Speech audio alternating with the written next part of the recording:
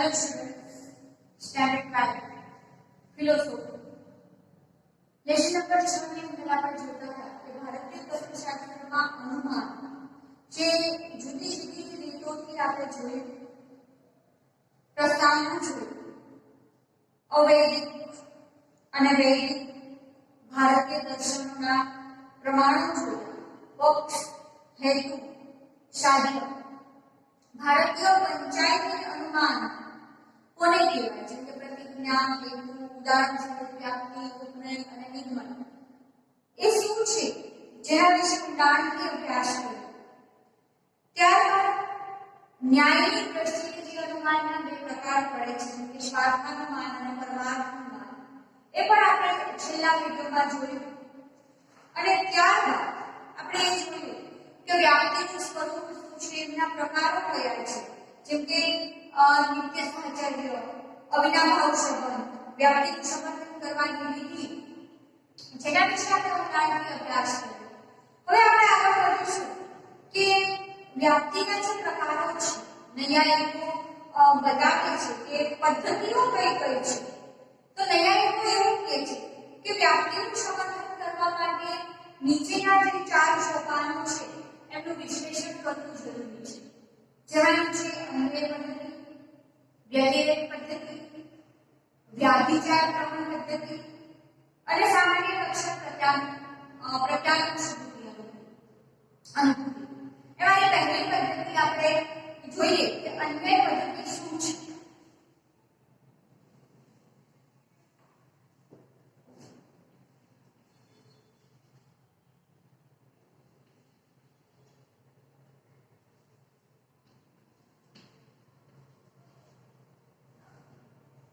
અન્વય પદ્ધતિ એટલે એક બાબતની હાજરી સાથે બીજી બાબતની હાજરી હોવી એટલે કે એવું કહી શકીએ કે એક વસ્તુ હોય ત્યાં બીજી હોય જેમ કે વૃક્ષ છે તો ડાળીઓ છે એકની હાજરી છે બીજાની ઓટોમેટિક હાજરી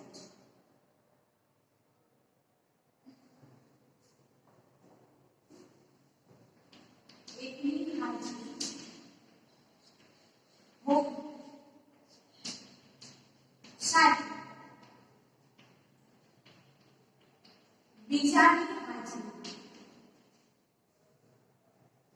જે તે બાબતો વચ્ચેના વ્યાપ્તિ સંબંધને લગતું સર્વનિશ્ચિત વિધાન સત્ય વિધાન તરીકે સ્થાપિત કરવાનું હોય તે બાબતો વચ્ચે અન્ય છે કે કેમ એટલે કે એક સાબિતી બીજી સાબિતી સાથે મળે છે કે કેમ તેની વ્યાપક નિરીક્ષણ દ્વારા તપાસ વધારે રીતે નિરીક્ષણ કરવું એમની વધારે રીતે તપાસ કરવી એટલે કે અન્વય પદ્ધતિ પ્રયોજન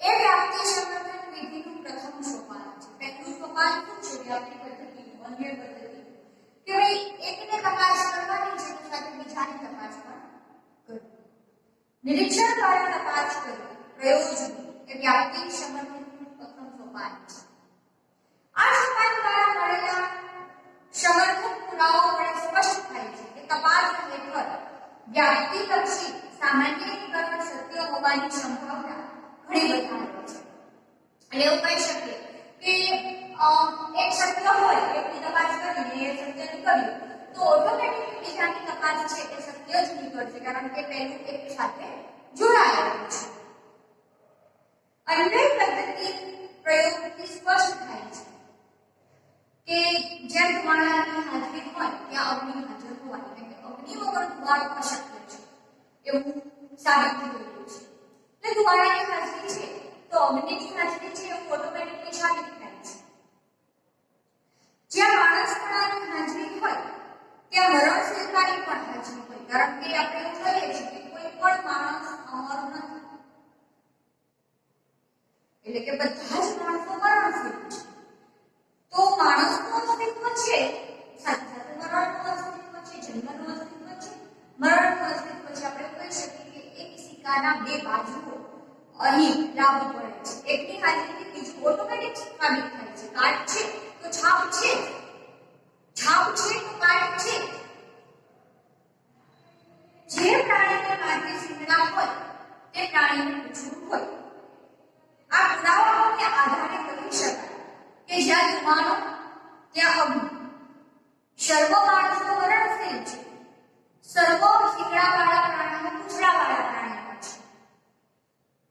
આ સર્વદેશી વિધાન, કારણ કે સર્વ અને છે આવ્યું હવે વિધાનના પ્રકારમાં ભણી ગયા કે જે વિધાનમાં સર્વ વાપરવામાં આવે અને જે વાપરવામાં આવે તેને સર્વદેશી વિધિવાચક વિધાન કહેવામાં આવે છે, એટલે કે આનું સ્વરૂપ આવે છે. તો બધા જ ઉદાહરણમાં સર્વદેશી વિધિવાચક આનું સ્વરૂપ વપરાય છે. સર્વદેશી વિધાનોને વ્યાપ્તિલક્ષી સામાન્યીકરણ શક્ય હોવાની સંભાવના ઘણી વધારે છે. એટલે અન્ય પદ્ધતિમાં આપણે જોઈએ કે સર્વદેશી વિધાનો કે વ્યાપ્તિલક્ષી સામાન્યીકરણમાં શક્ય હોવાની સંભાવના ઘણી વધારે છે.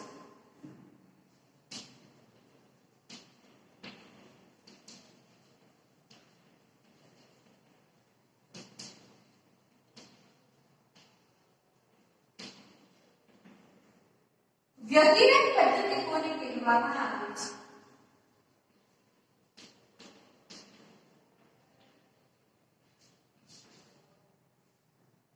વ્યતિરેક એટલે એક બાબતની ગેરહાજરી સાથે બીજી બાબતની ગેરહાજરી હોવી.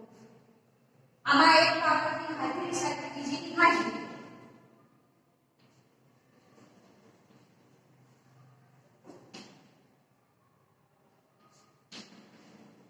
એક ન હોય બીજી ના.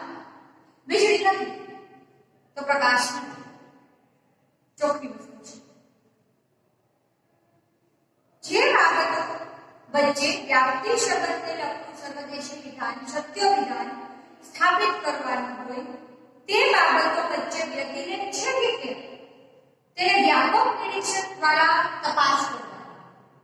એક બાબત છે કે જેને આપણે સાબિત કરવાની છે, એની સાથે બીજું વિધાન સર્વદેશી વિધિવાચક છે કે કેમ તેને આપણે પ્રયોજવાનું છે, તેને આપણે ઓળખવાનું છે, તેની આપણે સાબિતી આપવાની છે. એટલે કે વ્યતિરેક પદ્ધતિ પ્રયોજન એ વ્યાપ્તિ સમર્થનનું બીજું સોપાન છે. પહેલું સોપાન કયું હતું આપણે જોયું કે ભાઈ જે અન્યવ્ય પદ્ધતિ છે વ્યાપ્તિલક્ષીના સામાન્યીકરણ છે એને તપાસ. વ્યાપ્તિનું સમર્થન, વ્યાપ્તિ સમર્થન વિધિ એ પ્રથમ સોપાન.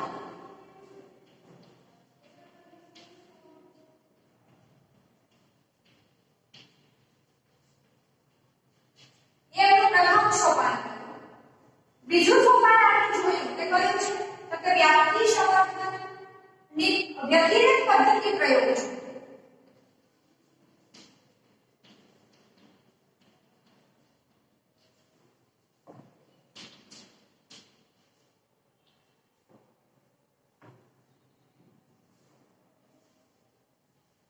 અન્વય પદ્ધતિ યોજવી એ પ્રથમ સોપાન હતું.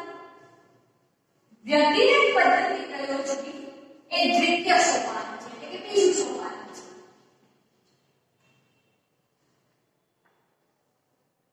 વ્યતિરેક પદ્ધતિના પ્રયોગથી એમ સ્પષ્ટ થાય છે કે જ્યાં આ સોપાન દ્વારા મળેલા સમર્થનના પુરાવાઓ વડે આપણે સ્પષ્ટ થાય છે કે તપાસ હેઠળ સર્વદેશી વિધાન વ્યાપ્તિનું સામાન્યીકરણ સત્ય હોવાની સંભાવના ઘણી વધારે છે.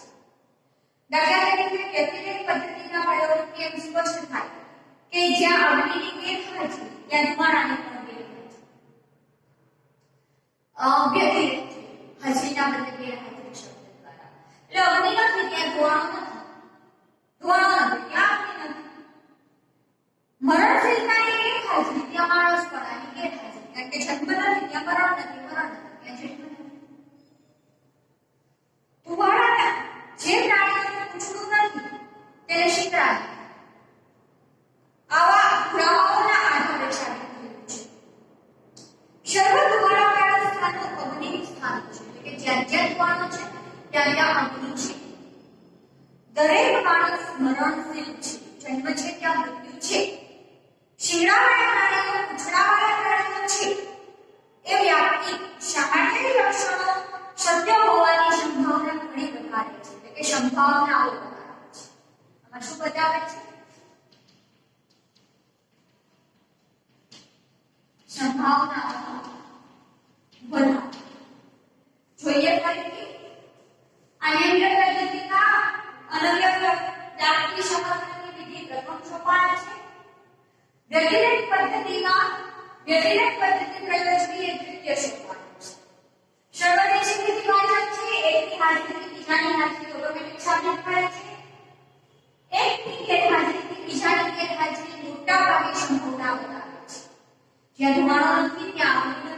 જન્મ નથી ત્યાં મરણ નથી, જ્યાં શિંગડા નથી ત્યાં પૂંછડા નથી.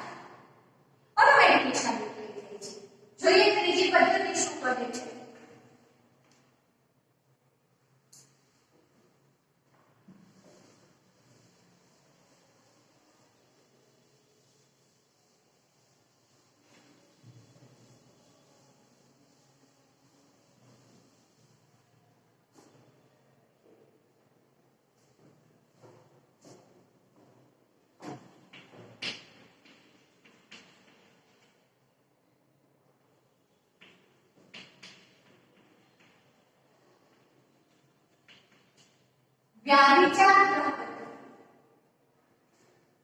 વ્યાવિચાર એટલે વિરોધ દ્રષ્ટાંતને શોધી કાઢવો, વિરોધ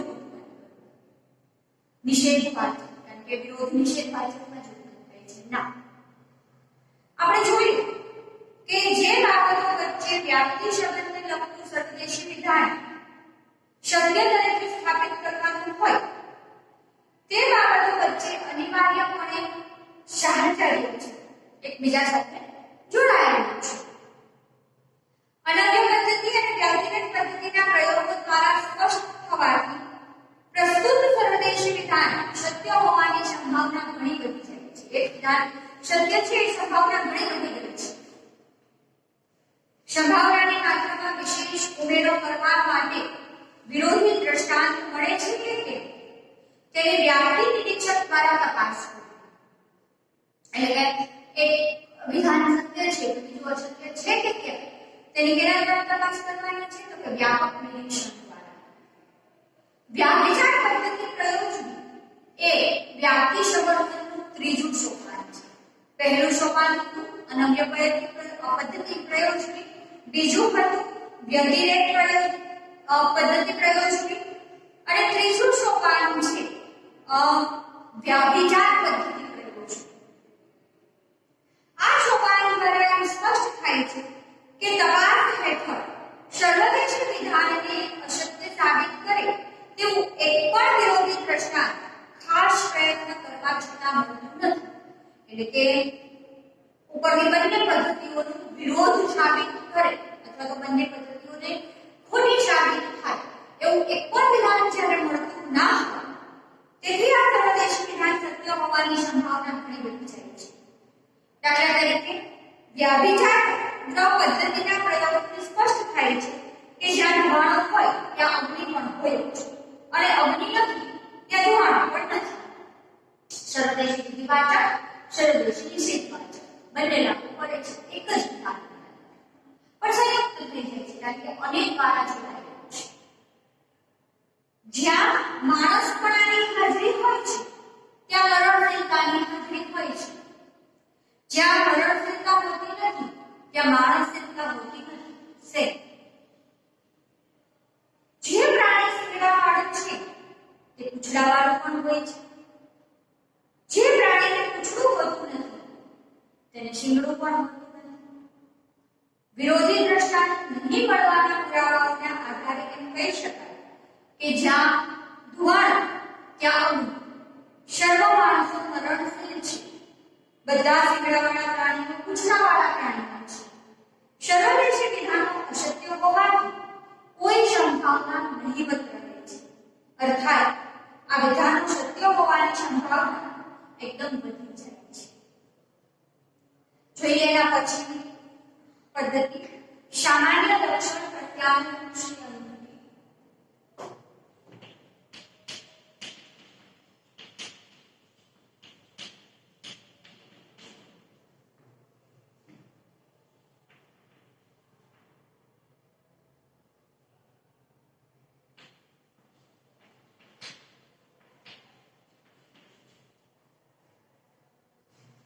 અન્ય પદ્ધતિ વ્યતિરેક પદ્ધતિ અને વ્યાવિચાર પદ્ધતિ એ વ્યાપ્તિ સંવર્ધનની વિધિના ત્રણ સોપાનો દ્વારા સ્પષ્ટ થાય છે કે તપાસ હેઠળનું વ્યક્તિલક્ષી સામાન્યીકરણ અશક્ય હોવાની સંભાવના નહીવત છે.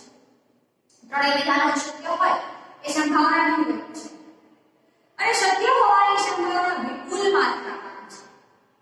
સંભવિતતાની અધિક માત્રા એ સાબિતીનું બીજું નામ નથી. સંભવિતતા હોવી એટલે સાબિતી મળી ગઈ એવું કોઈ જરૂરી નથી.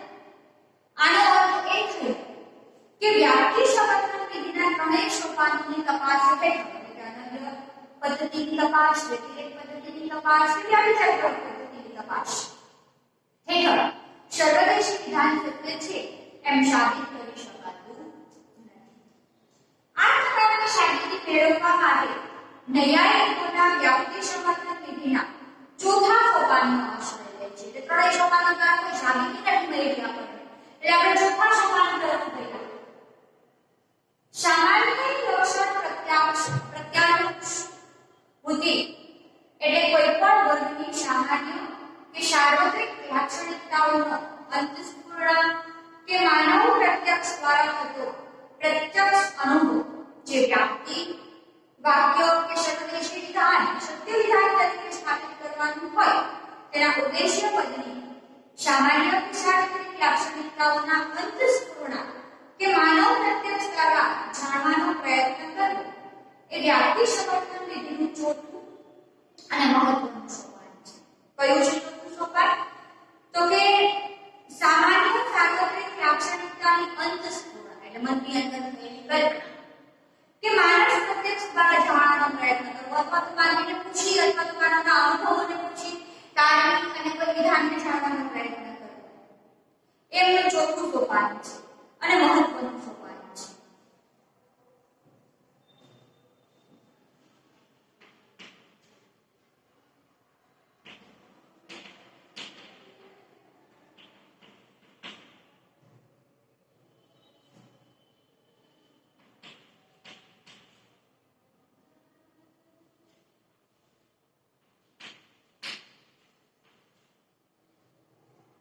અંતસ્ફુરણ કે માનવ પ્રત્યક્ષ દ્વારા જે જાણવાનો પ્રયત્ન કરવામાં આવે છે એ ચોથું સોપાન છે અને નૈયાયિકોના મત પ્રમાણે એ મહત્વનું સોપાન છે. આ સોપાન દ્વારા થયેલી પ્રત્યાનુભૂતિ વડે સ્પષ્ટ અને નિર્ભ્રાંત થાય છે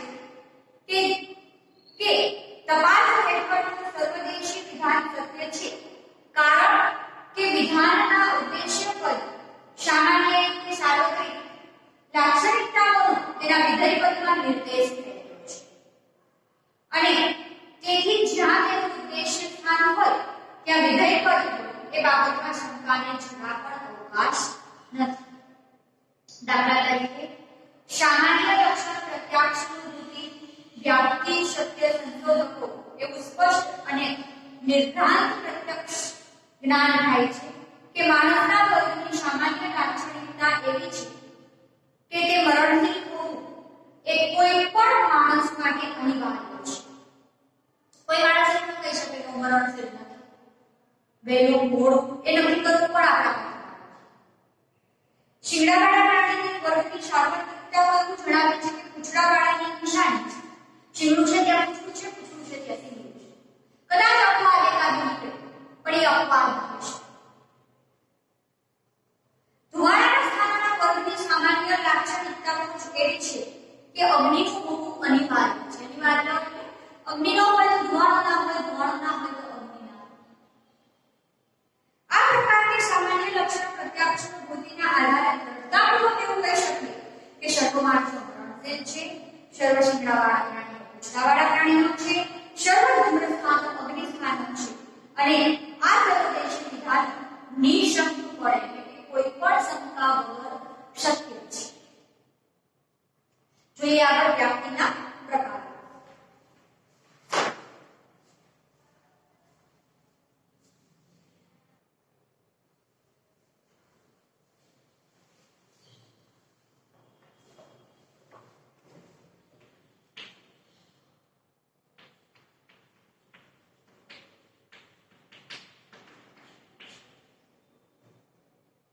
વ્યાપ્તિના પ્રકાર.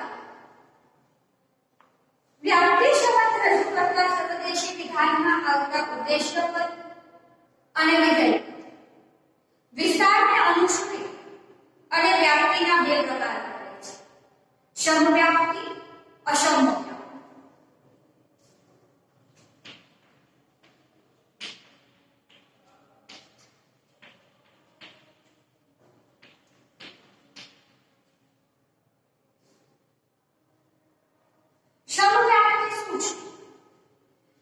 જે વ્યાપ્તિમાં ઉદ્દેશ્ય પદ અને વિધેય પદનો વિસ્તાર સમાન હોય, જેટલું ઉદ્દેશ્ય પદ છે એટલું જ વિધેય પદ છે, તે વ્યાપ્તિને સમવ્યાપ્તિ તરીકે ઓળખવામાં આવે છે.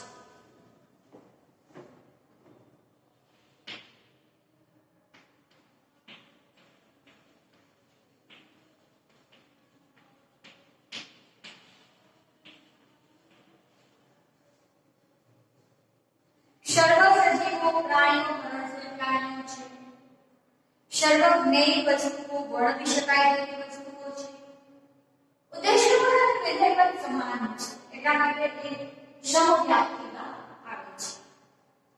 સમવ્યાપ્તિમાં ઉદ્દેશ્ય પદ અને વિધેય પદનો વિસ્તાર સમાન હોવાથી જે વસ્તુને ઉદ્દેશ્ય પદ લાગુ પડે તેને વિધેય પદ લાગુ પડતું હોય છે, અને જે વસ્તુને વિધેય પદ લાગુ પડે તેને ઉદ્દેશ્ય પદ લાગુ પડતું હોય છે. આમ સમવ્યાપ્તિના ઉદ્દેશ્ય પદ અને વિધેય પદ એક જ વસ્તુના બે નામ ધરાવે છે. આથી સમવ્યાપ્તિના ઉદ્દેશ્ય પદને સ્થાને વિધેય પદ અને વિધેય પદના સ્થાને ઉદ્દેશ્ય પદ મૂકી શકાય છે. આનો અર્થ એ કે સમવ્યાપ્તિનું પરિવર્તન થઈ શકે છે. આમ સમવ્યાપ્તિનું પરિવર્તન કરવામાં આવે તેના કારણે અન્ય વિધાન વડે તેનું મૂળ અર્થ વિધાનના અર્થ જાણવા જરૂર છે. ઉદ્દેશ્ય પદ અને વિધેય પદ ને એકબીજાના સ્થાને મૂકી શકાય છે, પરિવર્તન પણ થઈ શકે છે. તો મૂળ પદના આધારે અર્થ એવો થાય છે કે સર્વસજીવ પ્રાણીઓ મરણશીલ છે, એ મૂળ વિધાન છે.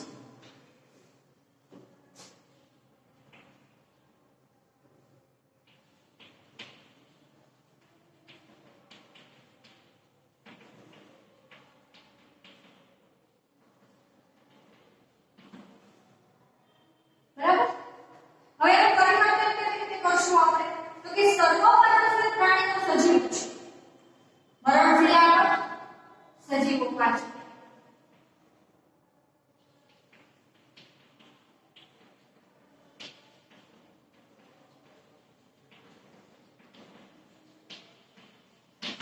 વિધેય પદ ઉદ્દેશ્ય પદના સ્થાને, ઉદ્દેશ્ય પદ વિધેય પદના સ્થાને.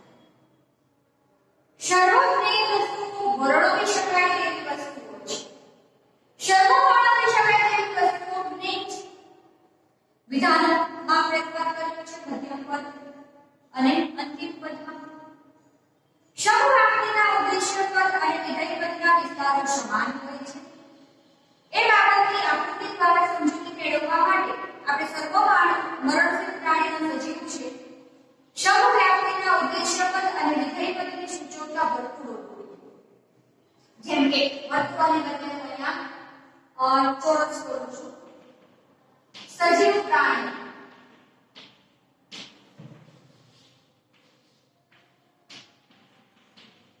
મરણશીલ પ્રાણી.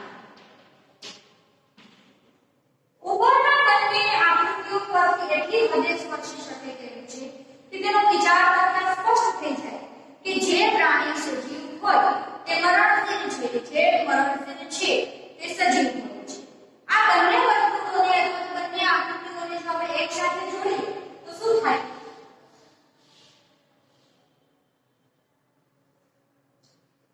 સજીવ હોય અને મરણશીલ હોય તેવા પ્રાણી.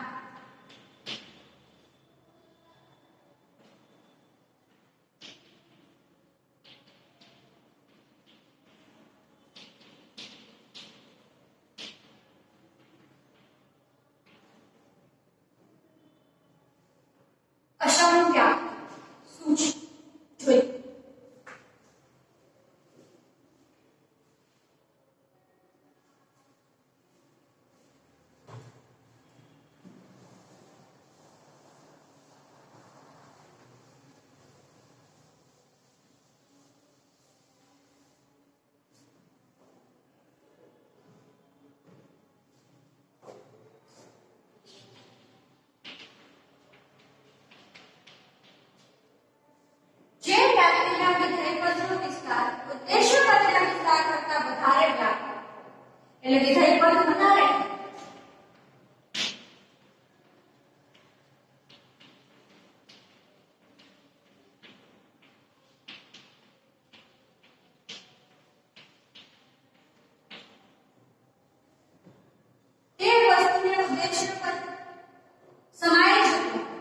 દર્શાવાય છે તે વ્યાપ્તિને અસમ વ્યાપ્તિ તરીકે ઓળખવામાં આવે છે.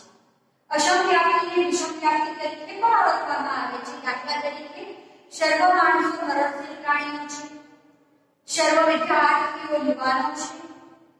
વિષમ વ્યાપ્તિનો કે અસમ વ્યાપ્તિના ઉદ્દેશ્ય પદનો વિસ્તાર તેના વિધેય પદના વિસ્તારમાં સમાવિષ્ટ હોવાથી જે વસ્તુને ઉદ્દેશ્ય પદ લાગુ પડે તેને વિધેય પદ લાગુ પડતું હોવું જોઈએ.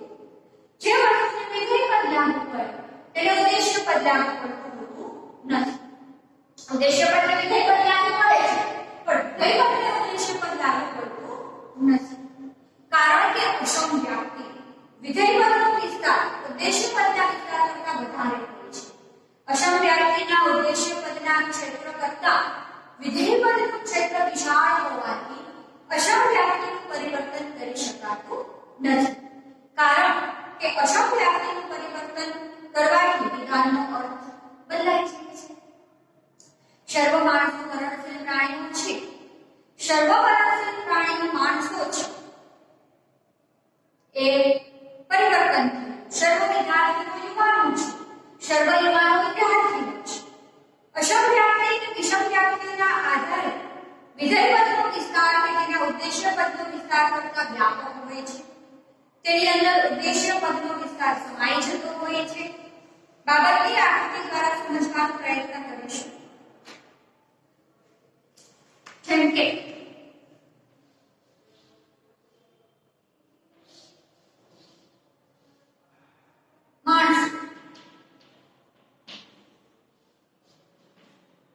મરણશીલ માણસ,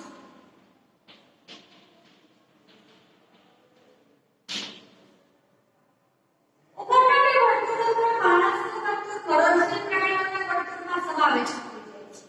જોતા સ્પષ્ટ થાય છે કે માણસ વર્ગનો પ્રત્યેક સભ્ય મરણશીલ હોય છે અને મરણશીલ પ્રાણીઓના વર્ગનો પ્રત્યેક સભ્ય માણસ નથી. તો આ રીતે ઉદ્દેશ્ય પદમાં વિધેય પદ આવતું નથી પણ વિધેય પદમાં ઉદ્દેશ્ય પદનો સમાવેશ થાય છે. એના પછીનો જે મુદ્દો છે પંચાયતી રાજના નિરુપાધિક સંવિધાનની તુલના એ આપણે એના પછીના વિડિયોમાં જોશું. ત્યાં સુધી આનો અભ્યાસ ચાલુ